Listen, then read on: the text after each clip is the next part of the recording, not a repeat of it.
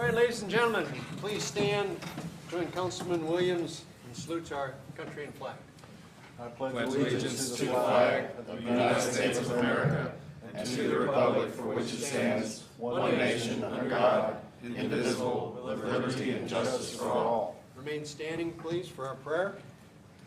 Awesome God, we thank you for this meeting, and we thank you for every like-minded individual who is here to fulfill the tasks for your kingdom.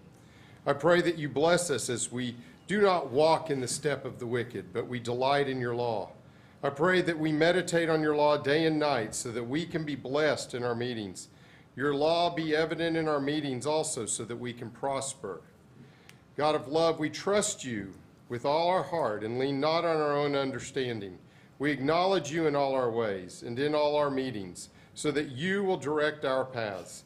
Father, we do not rely on ourselves for effective results, for we are only human and often make mistakes. It is you who knows all things, and so have your way in this meeting. Amen. Amen. Amen. Thank you, Pastor. Call to order our Guthrie Public Works Authority meeting of November 2nd. Second item on the agenda is public comments, community announcements, and recognitions. We have two submissions for comment or public announcement. Ms. Nephews, Evelyn Nephews. I can't see her. I thought I saw a lot more names out there. But good Okay, evening to just everybody. identify yourself, and you've got 5 minutes. I got 5 minutes, okay. Yes. Well, let me say good evening to everybody. Good Good And evening. I want to brag on Vice Mayor Guthrie. You have to brag on him a little bit? Sure, absolutely. Okay, all right. He was invited, and my family gave me a recognition. And they invited probably you, and then you couldn't, he got the Vice Mayor. And I came, he said some of the nicest things about me. Did you write them all I down? didn't- and I didn't pay him to say it. But anyway, I want to thank you for what you did. It You was did a my very pleasure. fine job, and thank you so much. Okay, now, here's why I'm here. It's November, and it's Thanksgiving time. And so I think we've been doing this for quite a while now. We're going to do the annual General Daniels Thanksgiving dinner. But before we do that, we're going to do a benefit musical. And it's going to be held on Saturday, November the 18th at First Baptist Church, 401 South Broad, and it's going to be at 6:30 p.m. It's probably saying 6 o'clock, but I think it's 6:30. And so all of our proceeds will go in support of this annual dinner. And can you believe 23 years? Now, Pastor Hammonds was probably thinking about having a Guthrie City Council choir. Better start practicing last week. I got jokes. Do I have jokes tonight? But anyway, Actually, Jeff can sing, I hear. who can? Jeff, sing us a ditty, Jeff. No, that's all right. Well, they passing the buck. But anyway, but if you can't sing, Thanks, Brian. then come in and join. I think you'll like what you hear, and it's for a very good occasion. Okay, now, and then on the 20 Thanksgiving Day, this will be the 23rd dinner. And it's 11:30 to 3 at the American Legion. Everything is free. And so everybody's invited. Everybody's invited. So, we normally do the usual, the Job Corps students who are left there and don't go home, Langston University students. We do the community here, and anybody else that you all think of that within this proximity, because we do deliver. And so if we get that, we need the address and the name, and so y'all tell us, and we'll make sure to get their dinner. And so I just want you all to come and be a part of it. We also have volunteers, and for those who would like to volunteer, that can be easily arranged to serve. All of our food is catered. So we have some loyal supporters, the Logan County NAACP, Logan County churches, the Guthrie Territory Riders, and by the way, I went up and picked up their donation just the other evening, Sunday. Yvette Curry, she's a caterist, and our community volunteers. So y'all come. All right, thank you. Thank you, Evelyn. Thank you, Edward. All right, in keeping with the military theme of the fatigues, I guess, the commander of the American Legion, Commander Downs, you'd asked to speak. Thank you. Good evening.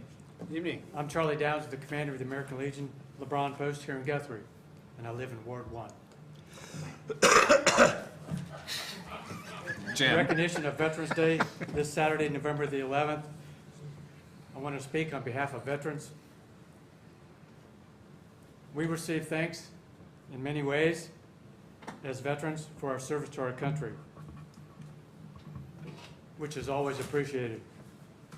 I'm here tonight, though, to thank the citizens of and businesses of Guthrie, Logan County, and Oklahoma for their continued support of veterans, our events and programs. I especially want to thank the city of Guthrie, its employees, and the city council. I want to acknowledge a few of the city employees that help coordinate our requests from the city. And if I may, call them. Justin Fortnite, please come forward.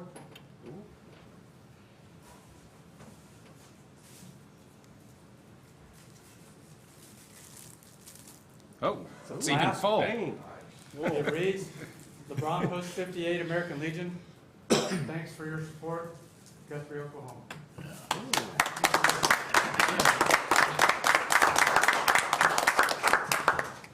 Tenny Maker isn't here, but he provides a lot of services Yeah. that people don't know, that he helps us a lot with our events. I also have a flask for him, and I'll give it to Justin to deliver to him, since he's not here tonight. Okay. Police Chief Swager, please come forward. Not while you're on duty. I know, man. No carrying These it are around. empty. They all say the same thing, but these are empty. You can put in what you like. Thank you very much.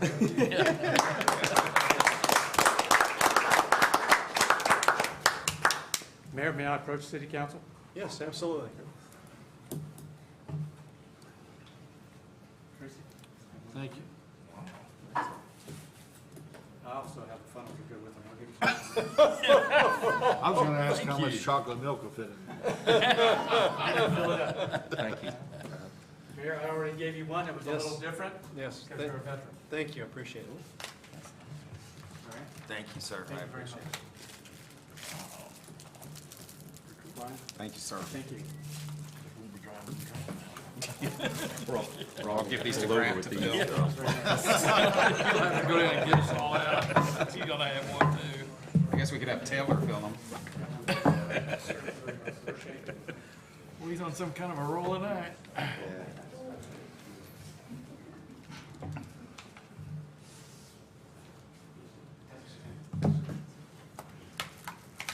Nice little class. I want to thank you all very much for your support. In closing, I want to invite everyone to support the Veterans Day Parade this Friday. And please attend. And the parade will end at Honor Park, and the ceremony will be, a short ceremony will be at Honor Park this Friday. I want to invite all veterans to please join us for lunch at the American Legion following the ceremony at Honor Park. Lunch will be provided by the DAR, the Daughters of American Revolution. And also on Saturday, for coffee and donuts, from about 9:30 to 11:30. And those refreshments will be provided by the ESA sorority.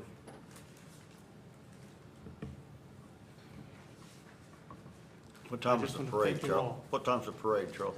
The parade starts or lines up formation at Golden Age about 10:15.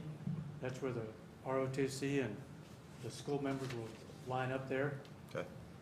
And about 10:20, 10:29 approximately, there'll be the honor starting at Golden Age.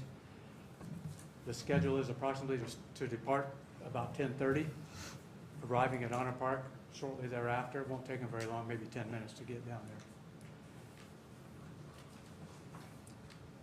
And then when they get there, we'll start the ceremony at Honor Park.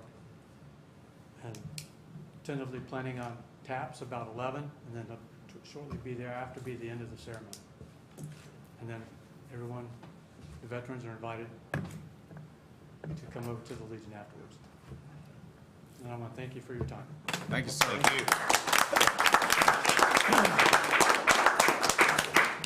Thank you, Commander. Third item on our agenda is the consent agenda, agenda A, B, and C. Consent agenda A is the approval of the Public Works Authority meeting of October 17th. B is the approval of payment of Myers Engineering for invoice number 223042-5 in the amount of $9,660 for engineering services for lift station number 4. And item number C is the approval of the fiscal year 23 end of year budget amendment number 3, which amends the budget for the Guthrie Public Works Authority Fund. I entertain a motion for approval. So moved. I have a motion. Is there a second? Second. I have a motion and a second. Are there any questions? Submit your votes. All votes are in. See the votes. Unanimous approval for the consent agenda items A, B, and C. That being the last item on our Public Works Authority meeting, we're adjourned. And I open our City Council meeting of November 7th. Second item on the agenda is consent agenda items A, B, C, D, and E.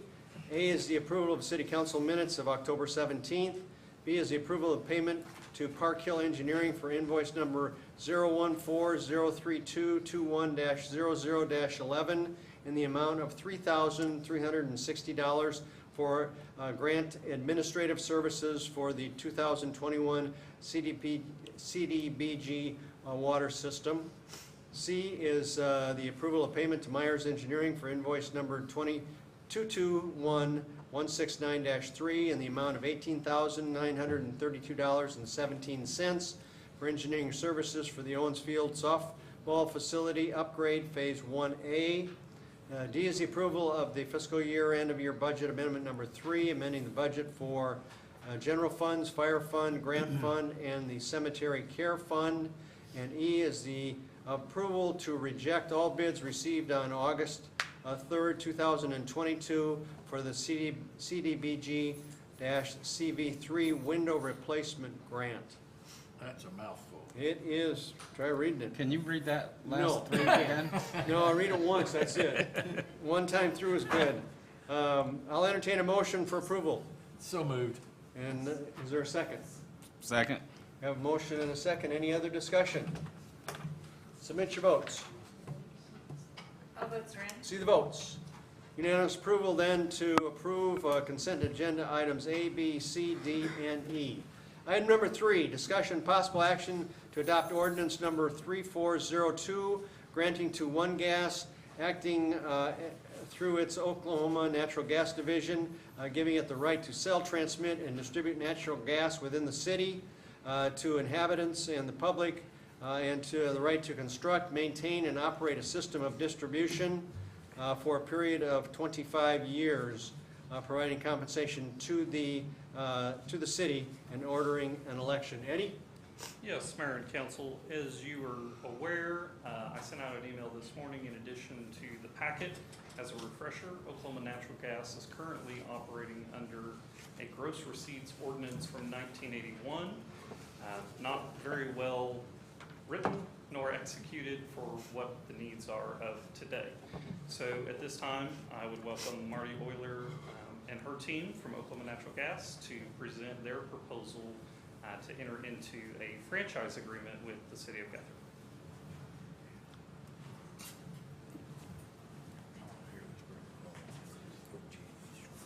Hi, Marty. Just identify yourself there. We've got 5 minutes. Good evening, Mayor and City Council. I'm Marty Euler with Oklahoma Natural Gas, and I am grateful to have the opportunity to visit with you this evening. I also have with me Dustin Frederick, our managing attorney, and Jacqueline Pyle, our community relations manager. So I want to talk a little bit about our relationship with Guthrie and then what the franchise looks like. And we'll answer any questions that you might have if you've had an opportunity to read over that document. Oklahoma Natural Gas Company has been around since 1906, so longer than statehood, early 1906. In 1907, we completed a line from the Tulsa Osage Field to Oklahoma City, and shortly after that began serving Shawnee and Guthrie. So we've been around a long time, and we've been taking care of the citizens in Guthrie for a long time. Currently, we have about 7,000 customers in Guthrie, and in all of Logan County, about 10,600.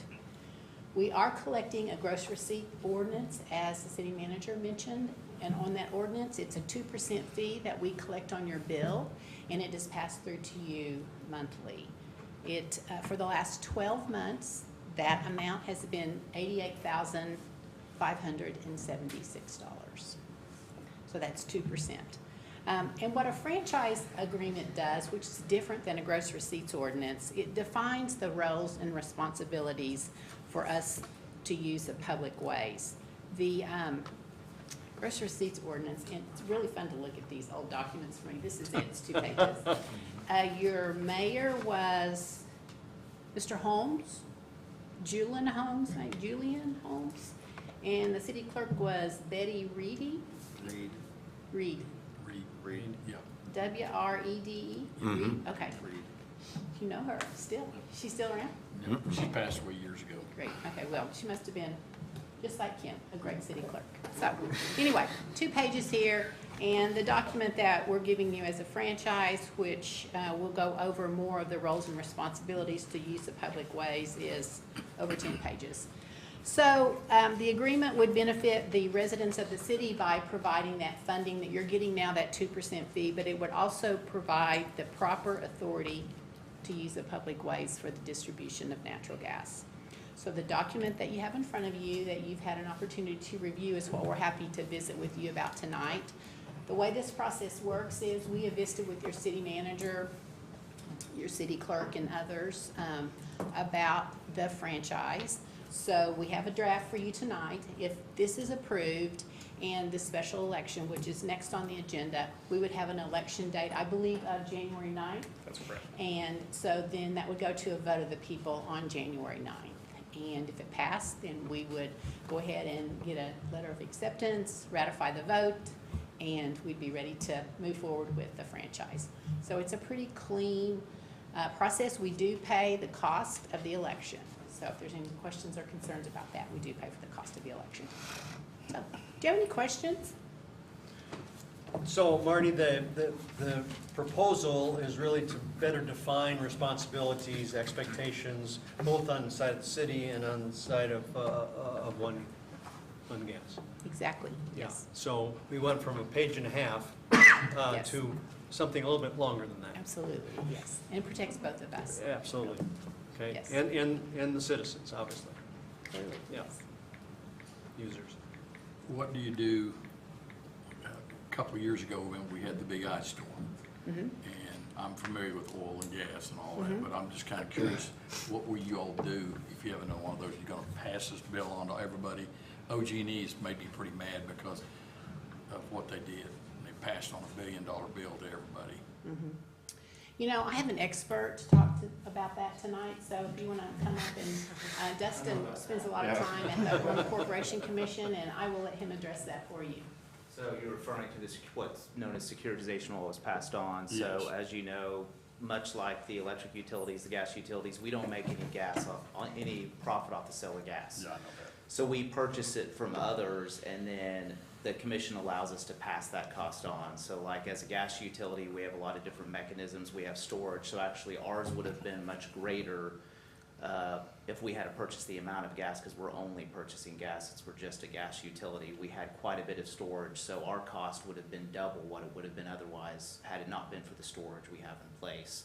And there's other mitigating things we have, but many of our gas supply contracts are based on the index and market, and obviously the market was allowed to be much higher than what the price of gas was in the weeks leading up to that event. Does that answer your question, or? It does. Well, gas is down now, isn't it? Or It is down now, so It was a warm it's significantly down. The price of natural gas is stabilized somewhat. We do offer some different things, if you all are aware or not, like VFP, which is the voluntary fixed price plan. If some of you are on that, that allows our customers, we lock in the price of gas. I do that. I lock in the Yeah. decatherm rate. It doesn't guarantee that you will have the lowest price of gas, but it does guarantee that you will have the same price of gas for a 12-month That's locking in the period. decatherm rate, Yes. right? Is that too late to do that? It's typically I open. usually for already like- do it and I forgot. Yeah, they send out in your bill, like when it comes up, they'll send out a few reminders it's on the bill, and there's like a 2 to 4 week period, I think, that's typically opened up for people to subscribe to And that. it's I think passed. that has passed. I believe that was a week or 2 ago was the last time. if I I'll check in the recall. morning just to Yeah. make. Since I have you on the spot, you keep your underground storage full all the time, or you buy when the gas is cheaper, as expectation of the winter? So typically, we don't own any storage, but we do contract for it. Okay. And so actually, one of the largest facilities, if you're all aware, there's an Edmond, I call it Edmond Storage because it's in that area, and it's owned by One Oak. It's One Oak Gas Storage that owns that, so it is a One Oak facility. And so typically, what you'll do is you will inject in the summer months Yeah. in preparation for the winter. And so typically, your prices. So, are I typically guess my cheaper in the question, Summer. in a convenience store, for instance, when a owner has gas in the ground and the next load is going to be several cents higher, he charges the higher rate for that's in the ground to make up for the difference that's coming. Is there any of that? No, so Unless- how ours is done with our utility is we can't profit off the price of gas, right? So we have a mechanism in place that it's a blended rate. So that's why ours is adjusted monthly. Some utilities do it like quarterly or semi-annually. Ours, we adjust on a monthly basis with a commission depending on what has come in from customers of what they've paid in their bills versus the cost of what we put in storage and otherwise and what we've paid. And so it's, you pay a blended rate. So oftentimes we'll get customers call in and say, hey, I saw the spot price of gas is $3 today. Why am I paying $5 a decatherm on my bill? It's because that is the blended cost of our supply. And in addition to that, things that mitigate costs like storage and other things that you can have in place to kind of mitigate the effect of the market, those things cost as well, and that's blended in with the cost of the gas itself. Interesting, thank you. Any other questions from the council? Thank you. Thank you.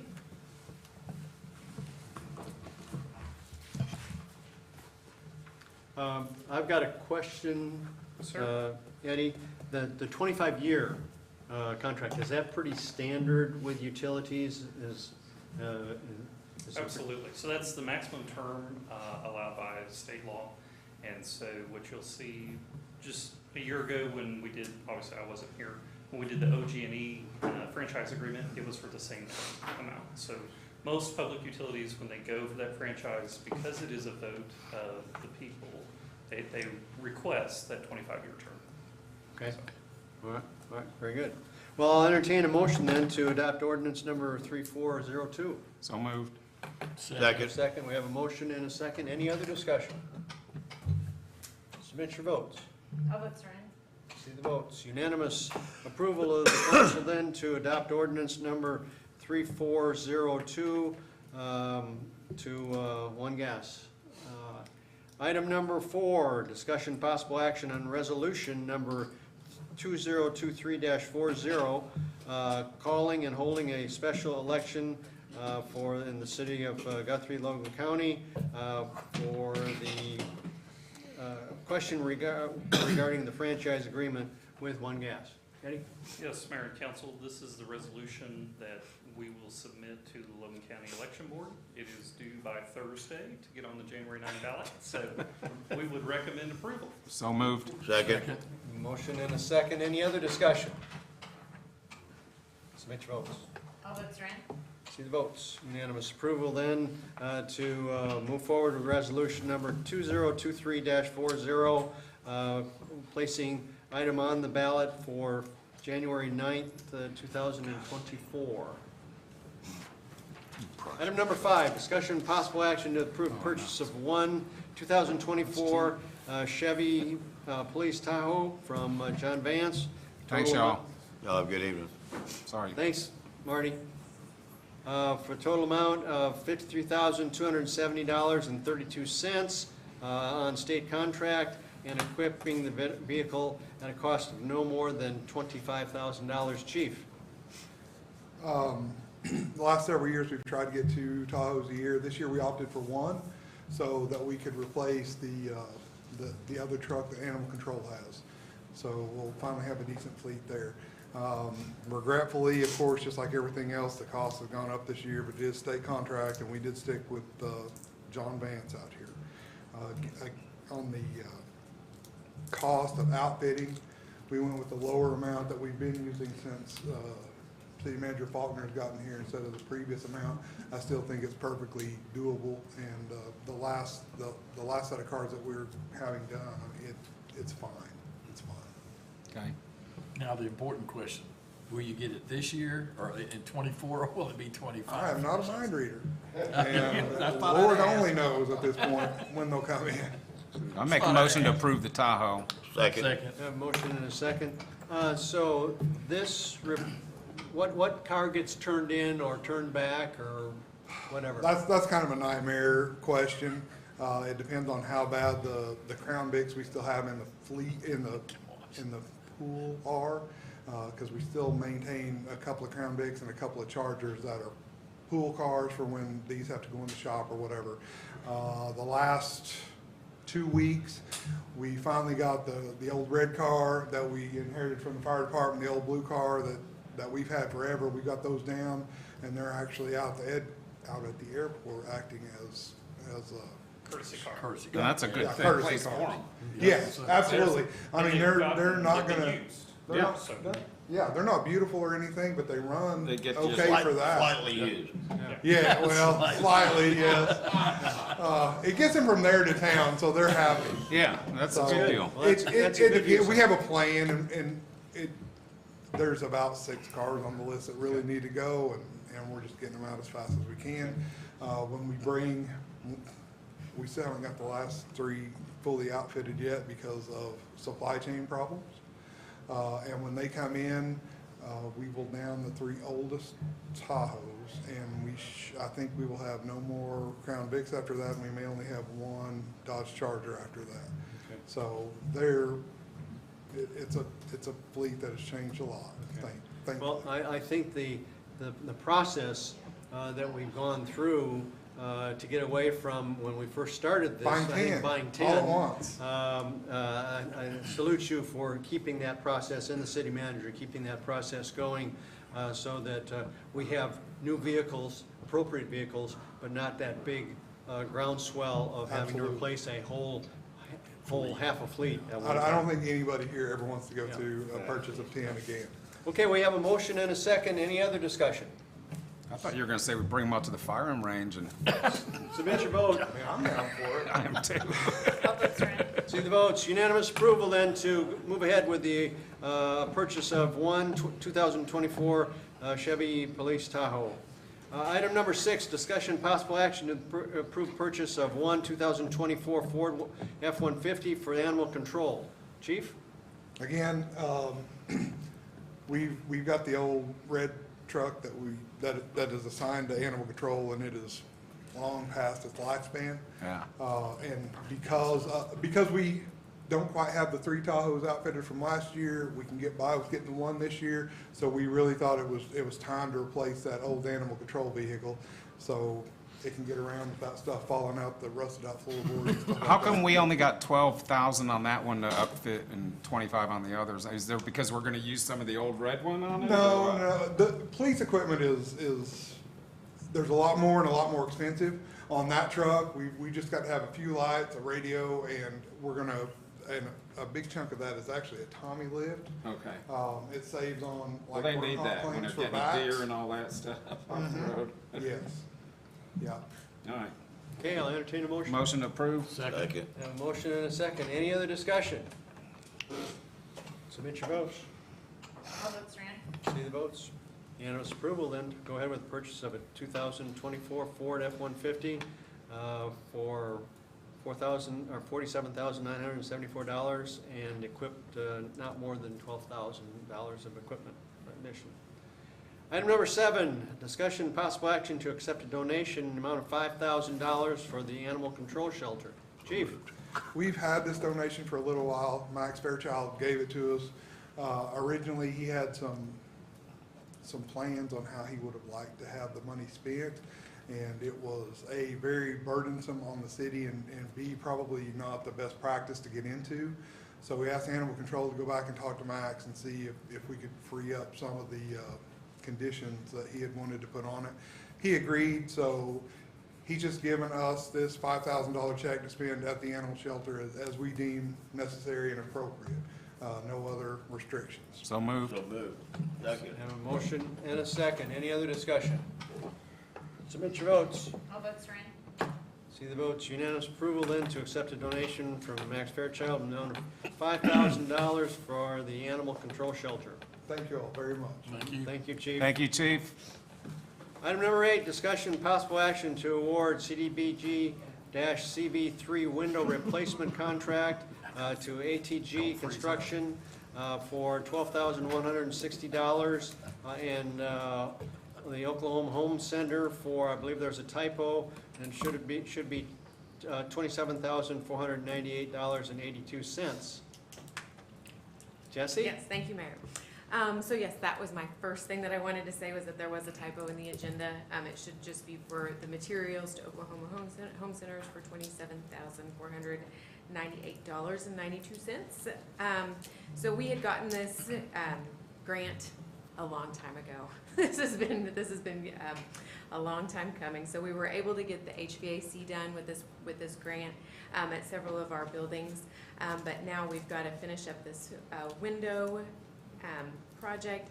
So I am asking you if you will just make the motion to award the materials to OHC for the $27,498.92, so that we can go ahead and get that going, and then at a later date, we will come back and ask to award for the labor of the contract. We needed more time to review, so Eddie had asked me to pull that. And so that's my request. So the $12,160 is pulled, Yes, and we checked around, and they're the best deal going? yes, yes. Yeah, so we did solicit quotes. So Yeah. one of your first items was to reject the quotes or Right. bids received in '22, and that was on this item. So Yeah. we solicited the new quotes and the materials. Obviously, OHC is a local Right. business, and on the labor, we're going to evaluate that a little further and may bring it back to you at the next meeting. Well, aren't we still up against a time element here? We are. How many windows is that? So, so in the packet, it does have a breakdown. So it's 41 windows at the community center or the Girl Scout building, 2 windows at the cemetery office, and then 21 windows at Highland Hall. That's a good price. Yeah, it is. I thought you could have, yeah. There it is. So motion All right, approved. I'll second it. And this is the motion for the materials only. Is that Correct. what you're motioning for? For the materials only, yes. Materials No labor at And this seconded. point. Same thing. Materials only. Materials only, yep. Okay, any other questions? Submit your votes. All votes are in. See the votes. Unanimous approval then to move forward with the Oklahoma Home Center, materials only, $27,498.82. Mayor, I'd like to thank Jessie for all of her work on this project. Yeah. It has been a long time coming. It has outlasted 2 city managers. And so, if that tells you the resiliency, Jessie's worked hard on this, and we appreciate her work. So, thank you. So the deputy city clerk survives 2 city managers to continue on their good work. And you got it done tonight, girl. Jesse, very good. Congratulations. Very good. And it was a huge grant with HVAC for lots of buildings and windows for lots of buildings. It was clearly a very positive thing for the community. So appreciate your efforts in making that happen, Jesse. Item number 9, discussion possible action regarding a letter to execute multi-line right track number OKLO-086-000 as related to Phillips 66 Carrier LLC. Eddie? Yes, Mayor and Council, this request in your packet, the city attorney has reviewed, planning department's reviewed, and public works department have reviewed. Phillips 66 is wishing to exercise a right-of-way agreement from 1930. So in 1930, they purchased the right to install a pipeline on this property at a rate of 50 cents per rod, which is what they are proposing to purchase or exercise the easement. So as I said, they already have it in place. They'd like to pay us to exercise that right.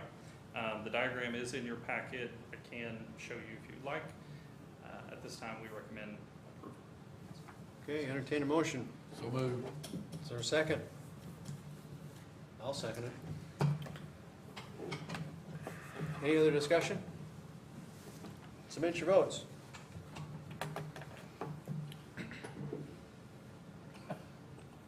I recuse. Abstain, I'm sorry. Okay. A vote of, we have six positives, the vote carries to execute letter to execute multi-line rights to Phillips 66 for a pipeline project. Item number 10, discussion possible action regarding the final report from Carruthers Construction Company concerning the Highland Park pool. Yes, Mayor and Council, I did send out this report as soon as we received it. In fact, I think I sent it the next morning. It is also in your packet. Quick summary, just to recap things that we probably already knew. The pipe testing, the pumping was pressurized for approximately 1 hour, did not give a reading on the PSI gauge. That is indicative of a major leak in the system, obviously. The gutter return area to the plumbing would not hold any hydrostatic head and could not be completely filled. This is also indicative of a major leak. The main drain system along the deep end of the pool was filled just above the grates. All water drained away within 30 minutes. Indicative. Nobody knows where it went. So Didn't go to the pond. It didn't hit, well, it's not the pump.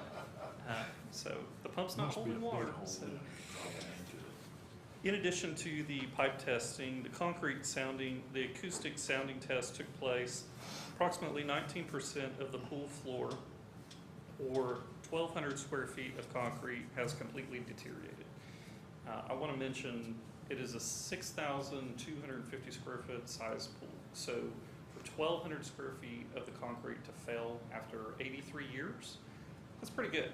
And I think that's a testament to our public works team taking care of the pool, and Carruthers mentions that in their report. Although the age of the pool is definitely showing, you can tell that we've gone to great lengths to maintain what's there. Carruthers' recommendation, as you've seen in the report, is to replace the entire facility. A budgetary number of approximately $6.4 to $7.4 million for a similar sized pool, which is 6,250 square feet of water surface area. Now, there are two other opportunities here, as you saw in the report. Option 2 would be to repair deteriorated concrete as indicated on this sketch, replace all piping, replace the decking, replace all pool equipment, reseal joints within the basin, remove the coating in the pool, recoat the pool with an epoxy coating, a budgetary range of $1.8 to $2.4 million, which will potentially extend the useful life of the facility by 5 to 10 years. So $2.8 million for 10 years lifespan. Option 3, continue to use the pool as is, assuming a water loss of 43,000 gallons of water per day. In a 2.5, 3.5 month season, we were talking approximately 4.5 million gallons of water. Now, that's what we've been doing. That's not what we should continue to do, especially not given the climate and our water situation here. So that's a report. I did visit separately with Andy Smith, the aquatics engineer, who reviewed the pool, the bathhouse, and the chemical house for both ADA compliance and upfitting. An estimated cost for ADA compliance of the bathhouse alone was $800,000. I told Andy we didn't need to go any further. Because we were too far down the road. $3.6 million, and we hadn't even got to the chemical house. At that point, we just didn't need to talk. So Well, in order to do the pool, you have to do that. we've got to do the bathhouse and we've got to do the chemical house. So the pool, that 6 million, 7 million includes the bathhouses? No. That does not. So we're at 10 million, Well, potentially. potentially. Yeah. I mean, I think we could design to a budget that this council and/or a potential task force, as we'll talk about on the next item, could set and hope to fund in the community for a pool that accommodates our daily use. Now, I've given you the use data from 2022, and that came directly from the YMCA. What that data tells us is the average attendance of non-YMCA members attending open swim, 20 to 30 swimmers daily. Average attendance of open swim YMCA members, approximately 30 to 40 swimmers per day. Swim lessons, maximum 6 participants in an age group 3 to 5. 7 out of 13 classes were filled for the entire summer. Ages 6 to 12, maximum of 8 participants. 11 out of 13 classes were filled. YMCA summer camp, 100 swimmers max. That doesn't mean that 100 swimmers attended. That means that's their maximum allowed. And then the water classes, whether that be aerobics or walking, 25 to 40 per class. Now, these are averages and based on the best data they have. So keep in mind, they're collecting at the pool in the bathhouse area, so they're doing the best they can. But this is the data we have before us.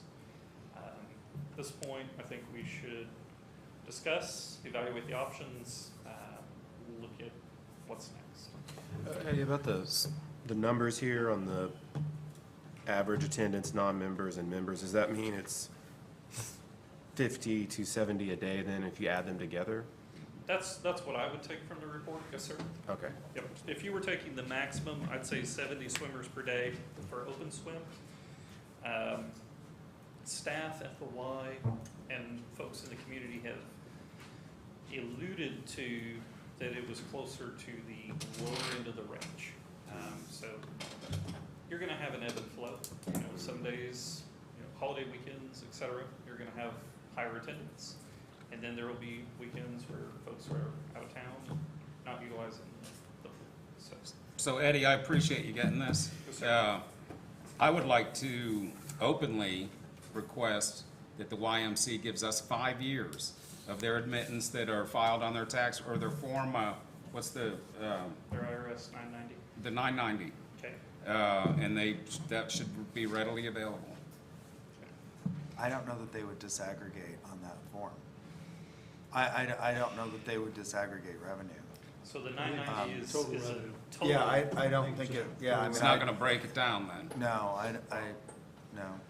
It's gonna be a total revenue, so. Well, so through their general accounting, they have that number. Or should, because it has to be added to the total. I would venture to say the same thing. Isn't that where this came from? That is. Well, they where only the had report this. in front of you came from, so. I would have liked to have seen something a little more in-depth myself. Exactly. But unfortunately, this is all we've been provided after multiple requests. Well, there are lots of nonprofits that operate with all of the sophistication of a neighborhood garage sale. So, I mean, I don't think that we should find. Well, if we're gonna be looking at a $7 to $10 million pool and turning it over to them, they should provide us the data we need, period. Well, they may That's not the bottom be- line. They may not be able to do that. reconstitute it. Yeah, I'm thinking that I that's. think the YMC's national and I would think they would be able to reconstitute. I do have a question on timing. So on options 1 and 2, do we have some sense of how long it would take to completely redo a pool and the bathhouse and the chemical? And on option number 2, how long it would take to do those kinds of repairs? Sure. So for repairs, you're looking at a quicker turnaround time. Everything is going to come down to, 1, the funding mechanism. How quick can we fund it? 2, the design. So what are we looking at? 3, pulling the trigger and getting competitive bids. So if we ran full force at this item and we determined a funding mechanism, assuming that funding mechanism was approved by the voters and whatever mannerism that is, I think you could potentially see construction or at least demolition end of 24. New construction starting beginning of 25. And that's an ambitious schedule. So that's assuming you have great weather and everything goes to plan. Pool filled 26, probably. More realistically, you're probably looking summer of 26. I think that's a safer timeline. Now, if we were to look at a repair package, again, most of you are familiar with construction and you know how it is when you start repairing items, you uncover more items that you didn't know about that need repaired. I think we could assume at least 12 months, and there's a possibility of having it open fiscal year 25, summer of 25. Again, I think that's ambitious, but we're going to forge ahead full steam. Well, and the process you've been given are not for those things we don't know about yet. That's correct. Eddie, on option 2, did they give you any indication of what their predictions were on why it would wear and tear down again? They're assuming daily attendance use based on the size of the pool and the population of the city. Mm-hmm. And so I think there's a formula that they utilize based on those 2 factors, mm-hmm. and that's where they come up with the data. Okay, well, I'm just wondering, because if we put a brand new one in for $9 million, or if we're completely redoing it or fixing what's there for 2.4, but we're replacing all of the pipes and all this, wouldn't it just break down as well if we did the 9 million? Like, what are they predicting as what is going to break down? Sure. That's what I would want to know. Yeah, how long is the $9 million one going to last? Right, is that going to? Yeah. And most of those projects have a 25 to 30 year lifespan. That's what you assume on new construction. You get 25 to 30 years. So we can spend, what was the total outlay on the repairs? 24. 2.4. 2.4? Yep. We could spend 2.4 and get 5 years out of this thing, and we could spend. Or could get 25 years out of it. 9 million on it and get 25 out of it. Well, you could spend Is that what you're 2.4 and get 25. I think 25 years is a conservative figure. I mean, if you look at the pool we have today, granted they built things differently back in the 20s, it's lasted 83 years. That's nothing to be upset about. That pool has well outlived its useful life. So if we can build a structure similar and maintain it in the same manner we have been, I think we'll get 50 years out of another pool. Out of a new one. Out of a new one, yes. Right. Now, realistically, on their 5 to 10 year figure, I think you're leaning more towards 15 years. But again, it all depends on you don't know. Work. So, to even do the repairs, I got to blow out the side and make it ADA compliant. And then that doesn't even include making the buildings ADA compliant and fixing the $2.4 million pool. And that's correct. Then we know another $3 million at that. So just to bring the bathhouse to ADA compliance, we're talking $800,000. Yeah. And so that's, so you're at $3 million. You're 3.2 if that were to take place. Now then, go to the chemical house, which is completely rusted. You saw the roof. You've seen the things that need a ventilation system. Again, we'll have to evaluate that on a case-by-case situation. I'm not going to tell you that we couldn't just put a new roof there and continue on, because that's a possibility for the chemical house. I think from a staff perspective, we've gotten the useful life out of the pool. And so what that means to the council, I don't know that investing $3.5 million in an 85-year-old pool is a wise decision. Again, not making a recommendation or sharing an opinion, simply just looking at the facts. That's a lot of time and a lot of money. So Well, Yeah. only 20% of the floor is given out so far, that's so you still got another 80% still could go. true. Yeah, when I read that report, the analogy that went through my mind was like if you had a roof on your house and you had some holes that for whatever reason, there were leaks in it and whatever, and you patched those holes, you still got the other part of the roof that probably is, well, we know that it's, in this case, it's a few years old. Sure. And the potential for that 80% to deteriorate is pretty dang high too, just like the rest of your roof. It just seems like it's putting, money after, good money after bad. Well, but on option 2, it says it's replacing everything, except for it says it's gonna put put places that reseal the joints and stuff, but it's saying all the equipment's brand new, all the piping's brand new. I mean, I would only not go with option 2, because like you said, this does not include The bathhouse. the or any of bathhouse and that. everything like that, so this is not even a real number, pretty much. And keep in mind, we were looking at the pool. This report was to look at the pool. Right. And so, I hear what you're saying, and I agree. Yeah. That doesn't take into account bringing the pool to ADA compliance. Right. And No, I it's- appreciate the separation though, Yeah. because I can already hear the people, some people right now saying, well, how much is it just for the pool? I can already hear it, so I'm We don't glad- know. Yeah, we don't know. Let's conclude. So I appreciate the separation for sure.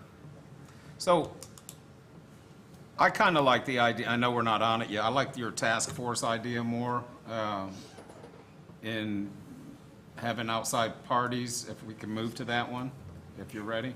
So, before we get off this item, I don't know that we necessarily need to take action on the report, but just wanted to first explain the report to the audience and to the public, and then second, allow questions about the report before we move to the task force. Any other questions on the task force? I'm sorry, on the report. No. I'll entertain a motion to accept the report as submitted. So moved. Second. Any other discussion? Submit your votes. All votes are in. The vote's unanimous then to accept the, I don't know what that does for us by Report. accepting the Yeah. report. it just moves us on to the next agenda item, Okay, okay?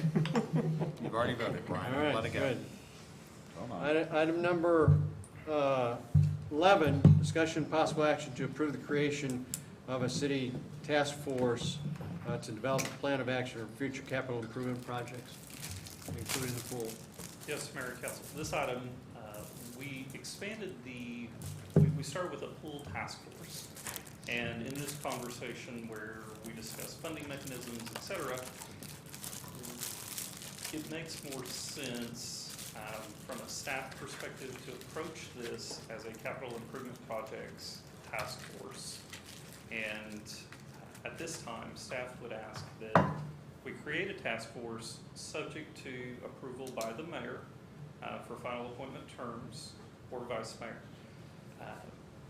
Because we would like to hear feedback on who you would like to see on this committee, this task force, and then move forward with evaluating capital improvement projects, including the pool, prior to looking to extend the CIP tax, for example, which, as you know, 2024 is going to be a heavy election year.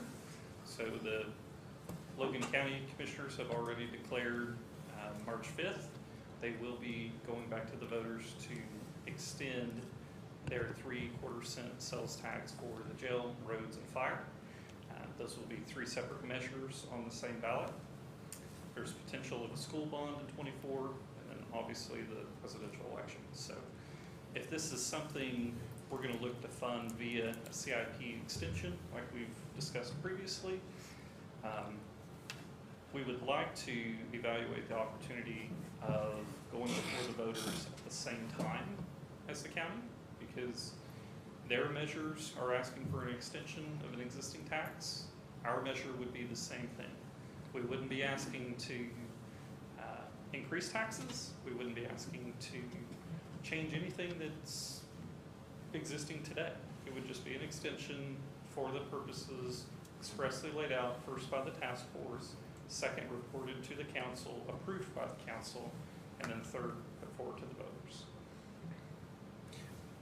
How exactly are they put on again? Can you lay out how they're going to be selected and? The committee members, I would like to hear feedback. Ideally, the task force would stand alone, separate from the council, separate from staff.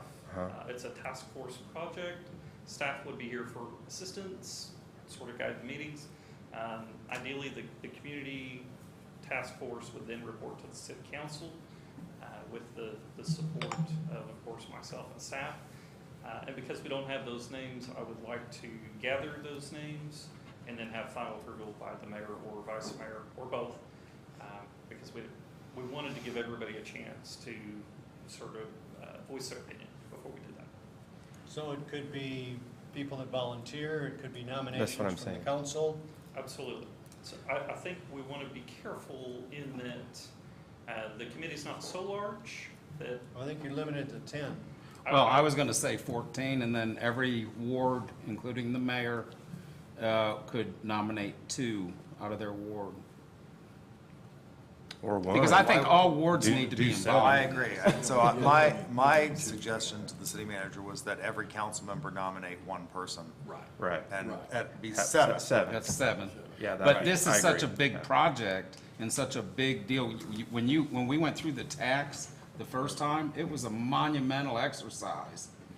And this is huge, because that's what this is gonna boil down to. And so, with my opinion is, with 14, you have a diverse group that, it's kind of like a jury of 12, versus a jury of 7. Yeah, but with 7, you got an odd number. Yeah, you need. And this way you have not only do you have an even number, but you have a potential for a diverse group, and let them bring it all back to council.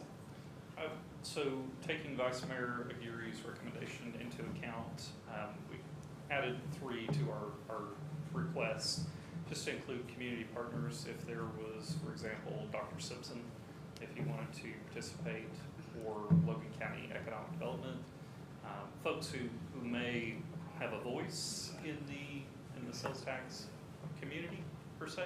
Not that we don't all, but folks who are involved on a community development level. That was the reason for that. Councilman Guthrie, you made good points as well. Not to put him on the spot, Tracy, what do you think of the number? 10. 10? I'll give it a 10. Wait, you're giving what I said a 10, or you're saying 10? All of it. Oh, okay. Oh, no, not all of it, no. 10. So, okay, let's talk about the 10. So on the 10, how are they selected Well, I from think- this council? I think you're right, select one from your ward, each one. And the other 3 you were talking about directly connected to the tax base or something, I'm not As sure. long as they live in the community. And, Sure, certainly. The other 3, I don't know. Throw their names in a hat, should make suggestions, pull them out, perhaps? I think every councilman should have one person, and then if you want to have, as you suggested, Well, that's community 2 reps. partner. That's 2 reps per ward right there. That's right, that's 7. Yeah. And then 3 more, one could be the school, one could be a county commissioner, and the economic development. Sounds Well, good to me. the thing about it is, it's gonna be unlikely that we're gonna get the school and the county commissioner coming to push our tax scenario when they got their own they're pushing. That doesn't even make any sense. well, I think it just doesn't. I kind of agree with Makes no Brian sense. on that a little bit. well, okay. Well, I've visited with Dr. Simpson, and he's interested. So the county commissioners, the idea of going on the same ballot would be that we're all sort of Pulling supportive together. of each other, and we're not going after your tax. You're not Right, going no, after I know. ours. Right. What's good for them is good for us and vice versa. Because let me tell you, they're relying on the city of Guthrie and the folks who are shopping here in Guthrie. But to again, support. what you do here, and again, playing devil's advocate, Sure. you take 3 people like that and you have an automatic yes to extend the tax on our end. And that's not what I'm looking for. I'm looking for a diverse group that is gonna sit down and decide, is this what we're gonna do or not? Not just for one person or 2, but for the entire community. Because those 3 people are automatically going for a yes. So, Okay. there's no diversity there. Then you have diversity, Brian, because you can, I Right. mean, I think every member of this council has a different idea of what they want, and as long as everybody puts forth a name, I think that ensures, I mean, I am adamantly, like, in support of every ward having a voice. Yeah, I agree. And because we have 2 councilmen from each ward, there could be a divergence of opinion between the 2 in the ward, and then how do you choose? So, that's, and that would create diversity of opinion, if you have representatives from each ward. I agree. Yeah, and so, and again, I'm not opposed to it, I mean, I'm all for it. But what is the opposition to having each council member on this board choose 2 people from their ward? I don't get what the opposition there is. I don't see a negative in that whatsoever. Why? Because there's. Because if you wanna choose Simpson, choose Simpson. Well, at some point, you have too many people. Yep. What's too many on this type of board for extending basically $20 million? Well, we decided that 7 was the right number for council. I think that. Touche. I mean, seriously, I mean, this is not just about a pool, okay? This is about unsunsetting a tax that's gonna go on for another 15 years. Oh, it's, yeah. I mean, Okay. This is a big deal. Pool is just one part of this. I mean, Yeah. it Or involves. the task force that I think you'll find that we had in doing the tax initially was a hell of a lot more than that. So, I don't see the issue. I don't. And then if you want to put a Simpson on, put a Simpson on. He's in Ward 2. And we're not, staff Seriously. is not looking to, we don't need a community task force of 10 people saying, vote yes. Exactly. We need diversity, just as you said. However, we also need folks who have the industry experience to say, hey, if you don't do this, this has been our experience. This is the reason the school system was in dilapidation for 80 years. And I'm just using that as a measure. If we were to do a county commissioner, same situation. Well- What this tax would or would not do for that purpose.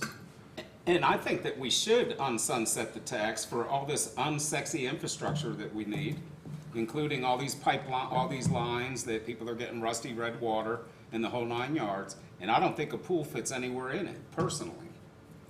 Okay, and so there's 2 sides of that whole unsetting the tax. Because at some point, it may need to be on sunset for infrastructure. That's all. Am I wrong thinking that I'm not looking for a yes or no from the task force. I'm looking for them to get a general consensus of the public. And come That's back right. with- Just come back with that neutrally. That's correct, yes. Absolutely. Yeah, So, exactly. so that number of that task force is not specific to, it's just. There's not a vote from them. Yeah, exactly. You want people that are in that ward that hear, I bet we could talk to everybody in this room's already heard somebody say what their opinion is on these polls, right? Everybody has heard this or that or that or this, everybody. So, in my mind, a Simpson or someone like that who's definitely gonna hear more consensus on it and come with only a general idea of what, without going to vote, to find out what the public wants. I've had both sides, so pretty much equal. People that don't even have children anymore, long since grown up and gone, that want a pool. And staff has had the same reaction, so. So it's really mixed, it's not just people out there with children that are gonna go to that every day. It's people who just think we need a pool. Well, like for you the say, it's kids. gonna be a vote of the people at the end of the day anyway. Right. So the task force, the emphasis on the task force is to just hear. listen. Officially, kind of, Yeah. yeah. Well, And once their names are out there, people can contact them.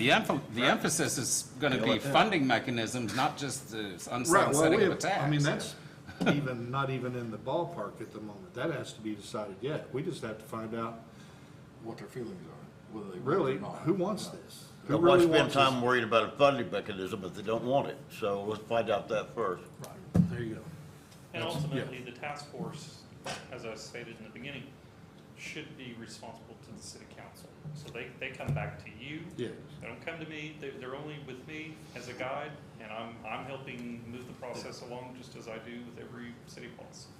And as difficult it is to get volunteers for these different boards, we're gonna get 14 people to volunteer for this? I think, I don't know. I know somebody I would call right away in my ward that I trust their knowledge and their desire to serve. But I don't know two. I could find them, I know, I have one in our ward that I, and I have one as well. And I do have two in mind Right, that so- do have the pulse of the most of the entire community. So, And I think that's the key. You know, I can the give one to quibbling Jeff. between 10 and 14 wants. in my mind is not Seriously. significant. It's getting the right people that do have a sense of what the pulse is in the community. Exactly. That are willing to be a conduit of information both ways, as well as some individuals that do have some idea of the funding mechanisms. But, you know, Brian, I'm not sure that 10 is right, I'm not sure 14 is right. I don't know what's right. I'm not sure it's I worth the don't- whole lot of argument about. No, it's not. About the difference. No, I don't think it is I either. think it's getting the right people that are willing to spend some time and effort and to be a conduit back and forth, and then to bring their consensus to the council. Well, here's what the pulse of the city is, and it isn't just the pool. It isn't just the pool. I mean, we're talking about phase 2 of the sports complex. Well, that hasn't been decided or announced yet, right? So, That has nothing to do with, this is the first time I'm hearing of that. yeah, we'll see there, yeah. Well, not anymore. Yeah, they're. You know, here's the deal, it's like the old cry wolf thing. We approved phase 1. Yeah, no, I know that. Okay. It's It's like, like the MAPS projects in Oklahoma City. Yeah. Right. That has really done tremendous things for Great- Oklahoma City. great things. As it has been extended. It's built a lot of stuff, Bricktown, Ballpark, Mm-hmm. Canal and all that. We're not just talking about pool alone, we're talking, which is yet to be seen.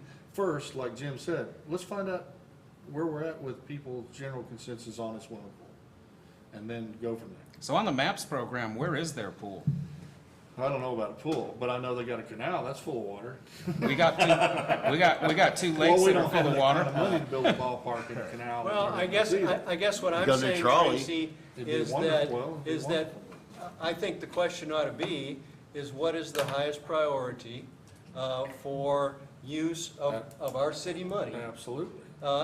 And not just saying pool, yea or nay, but pool amongst maybe 5 or Yes. 6 other Yes. alternatives. Yes, sir. That's why I said, it's Yes, not just absolutely. about the pool. Absolutely. Yes. Well, I'd like to the one- make a motion the to one approve thing- the plan. Hold on a second. The one thing that I hear a lot of, okay, I don't have any skin in the game. Okay, my water is crystal clear and cheap. Okay? What I hear a lot of is my sheets are rusty, they're red when I wash them, I can't take a bath, my tub has a ring around it, all this stuff, and it's all due to the infrastructure. And we all know, and we keep kicking that infrastructure can down the road every chance we get. Okay, and we may need a tax to handle the infrastructure. And if we keep throwing out a tax, you know, we've thrown out multiple taxes that never did pass. This one did by the skin of its teeth, okay? And so we throw it out there and it fails. When do you get to throw another one out to fix the infrastructure?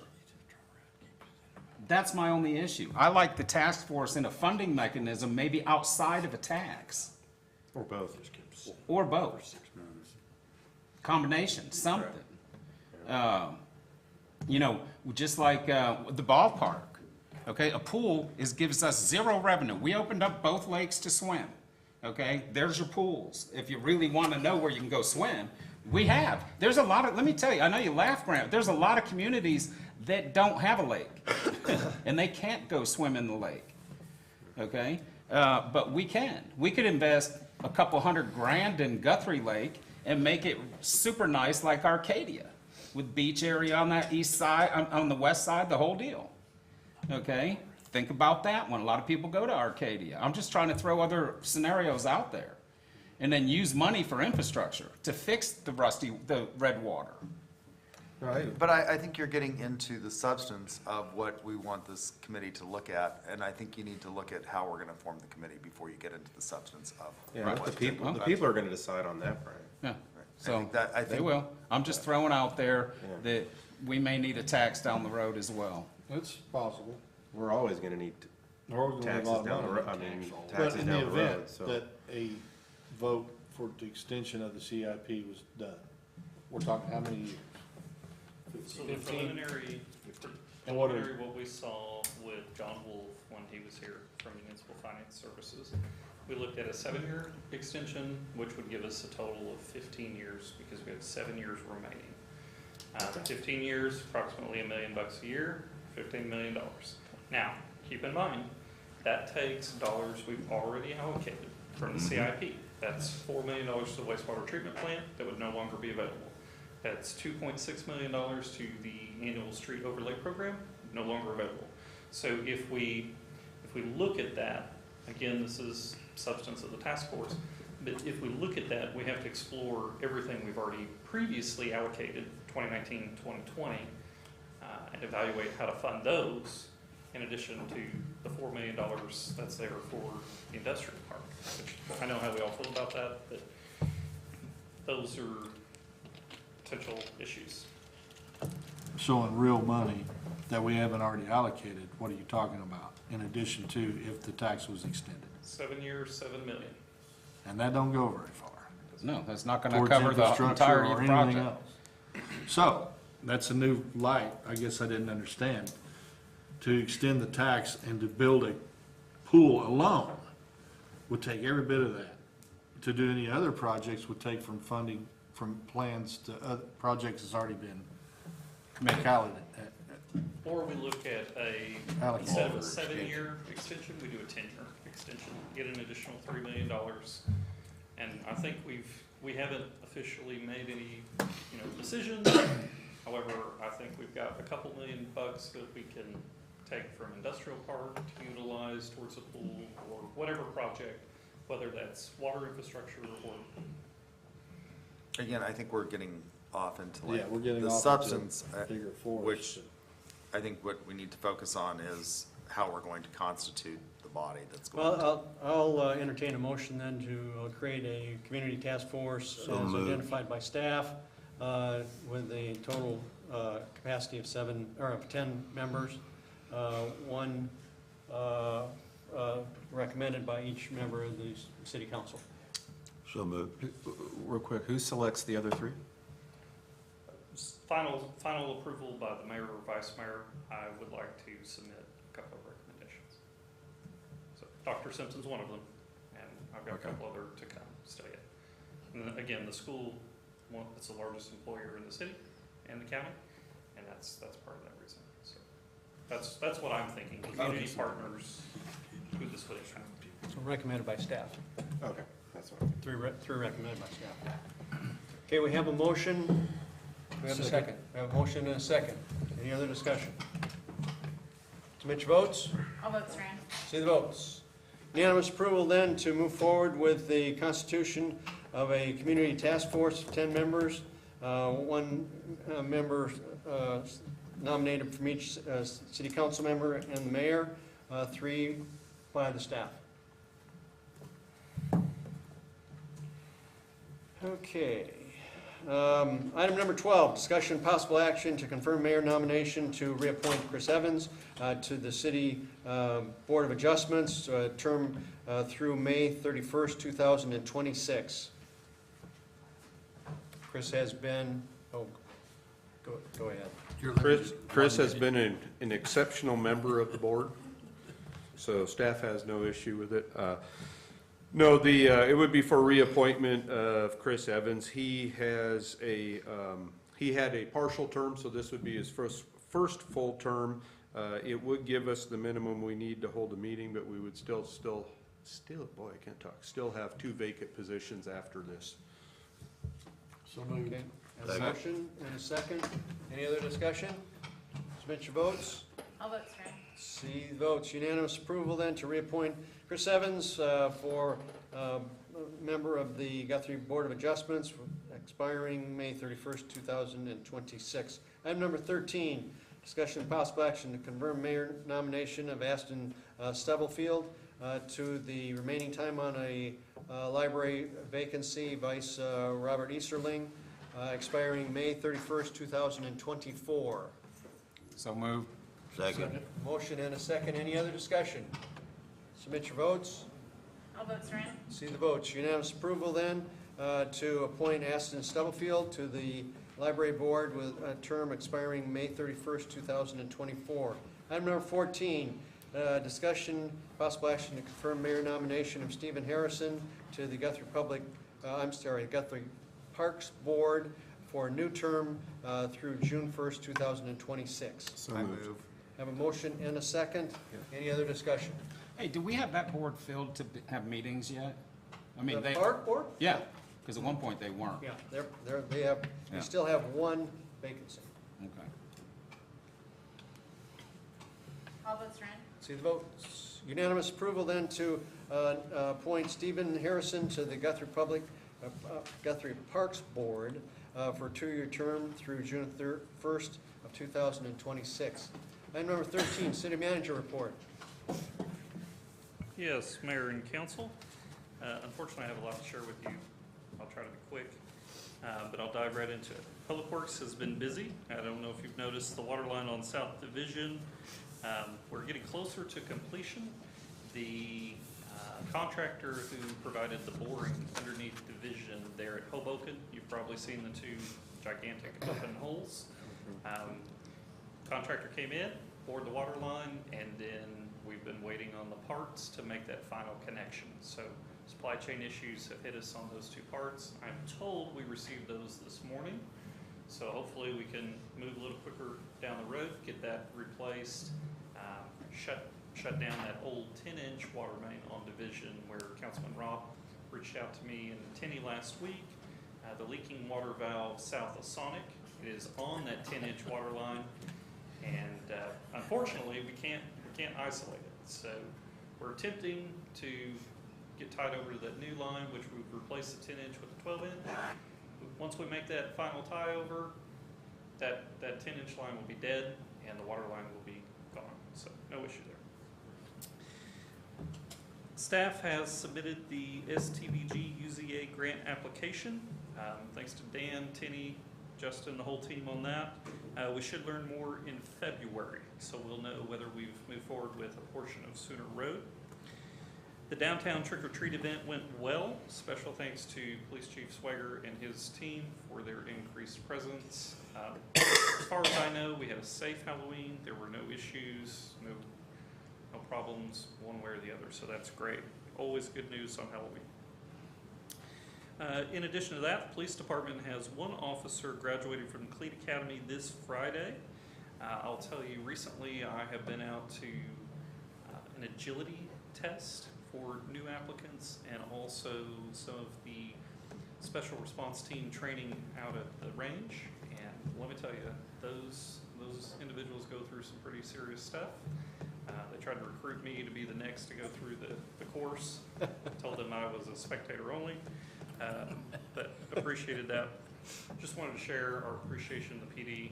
Those guys do go through some pretty rigorous exams to get hired on, which explains why we have 5 constant openings. So Staff is still working through the FBO transition out at the airport. Chairman, Vice Mayor Aguirre, Caden Young, and myself have been ferociously moving forward. I think we're getting closer. We have set a date for Glenn Crabtree's retirement party, which is currently scheduled for January 12th from 3 to 5 p.m. at the terminal. So that'll be a big event. Glenn has over 48 years at Guthrie, and I believe over 50 years because he's in the aviation industry because he started out at El Reno Municipal Airport. So that should be a good event. Owen Field is currently at 60% of the design phase. So you saw a pay request from Bill Myers on this item for design on this agenda. They're making good progress at Myers Engineering, and we're nearing a time where we'll come back to the committee to have a meeting and update them on design prior to putting the project out for bid. The two infrastructure projects that were previously put out for bid came in under budget, which is exciting. Wow. I told the staff, let's get another project ready to go. And so they didn't want to hear that. But one project substantially under budget, about $250,000, and that's great. That decreases our match. The other project about $40,000. So not a large margin, but it's good. You should see those two contracts on your agenda at the second meeting in November for council approval and execution.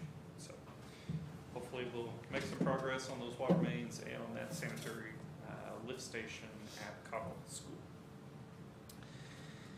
We're currently exploring downtown facade grants. Mayor, you've heard me mention this. Vice Mayor, you've heard me mention this as well. Justin, myself, and Shonda sat through a Zoom meeting today with the Main Street Director in Pryor. Main Street America has a facade grant program that is only for Main Street organizations. However, what we do best in municipal government is we take whatever somebody else is doing well, we rip their name off, put our name on it, and make it roll. So that's what we're best known for. We don't have to worry about copyrights or anything like that. So we're working on that. We're going to fine tune it to meet the needs of our community, and then you'll hear that back probably the first of the year before we try to move forward with some sort of application process and funding mechanism towards the end of the year, and that will be targeted in the downtown core. In addition to that, Christmas lights in the downtown area. Staff has worked diligently, Kim, Tinney, and the team, to get the downtown light poles wrapped in garland and lights, as well as lit wreaths. So every downtown light pole, there's a total of 64 of them, will be decorated for the holidays, in addition to City Hall and the police department. Police department's a big piece of that. As you know, Chief Swager is quite the Christmas guy. So, as Commander Downs mentioned earlier, Friday is Veterans Day. City offices will be closed. Veterans Day parade will begin approximately 10:30.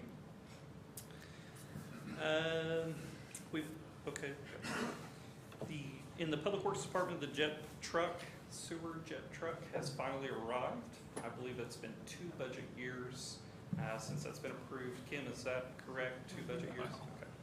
2 budget years since it's been approved, and we just received it last week. So that's great, but that tells you the delay. Last but not least, I do want to mention, I know everybody has seen the news about Don Channel. If you would, please keep him in your thoughts and prayers. I believe his progress is sort of like a bell curve. They make progress, and then they find another issue or they face another issue. So please keep Don in your thoughts and prayers. Staff, we've taken care of a gift as soon as they can receive them at the hospital. We cannot receive them yet. And once that happens, he will receive a gift from staff and council. Just so you know. With that, that is all I have there. All right. Any questions of City Manager? Okay, item number 16, request comments from City Council. Vice Mayor Aguirre.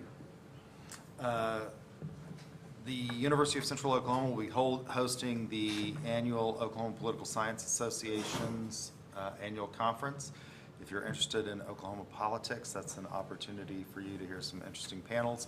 I will be presenting a fascinating panel on constitutional law, participating in a panel on constitutional law, talking about Native American law and First Amendment issues. So if you want to be held in rapture regarding those two topics, Native American law and First Amendment issues, my panel, this is my shameless plug, will be at 10 a.m. on Friday. That's it. Thank you. Councilman Rob. Yes, I attended the last weekend of the Guthrie Haunts, and that was something else. I felt like I was at a Marilyn Manson concert after party in Baltimore or something. It was quite an ordeal. That's not even going through the actual course. But just to say, they sold over, they had 17,000 attendees at this. And I would say 95% of that are non-Guthrie residents, so that's people coming from all around the state. So it's really impressive, and I'm really happy to see events like that being put on in our community. So other than that, I don't have anything else. Councilman Taylor. Taylor? Thank you, staff. I know you all worked hard on that. Chief, I know you've been trying to replace some of our equipment. I know we, like I said, getting the jet truck. Well, I remember voting on that, and I thought, wow, it took 2 years. That's a long time. Appreciate what's going on. Keep Dawn in your prayers, and go Pokes. Councilman Williams. I just appreciate the diversity of the council with various opinions, perspectives, and ideas on how to approach and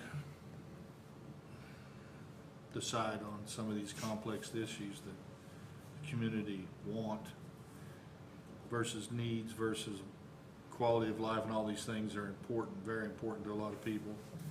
And it's not an easy task, but I believe each and every one of us will do and vote according to our convictions to be that fiduciary trust, to implement that trust for the best of the community. So I'm looking forward to this task force in a way because it gets the monkey off our backs.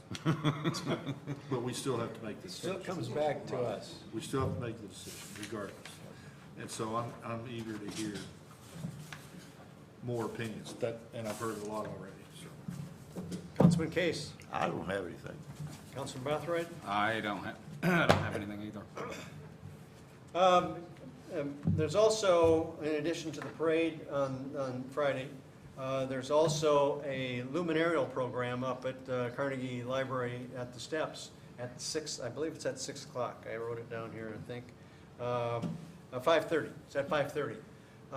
And they call it the, I think, Flames of Honor or something like that. Anyway, I'm going this year. I have not participated last year, but I think it's a pretty cool thing. The DAR is one of the hosts, along with the Churchill Museum. But again, that's also Friday, 5:30. Again, a recognition of veterans of our community, state, and country. And speaking of the Territorial Museum, they're celebrating their 50th anniversary this year. There's a fundraiser happening, I think, next week.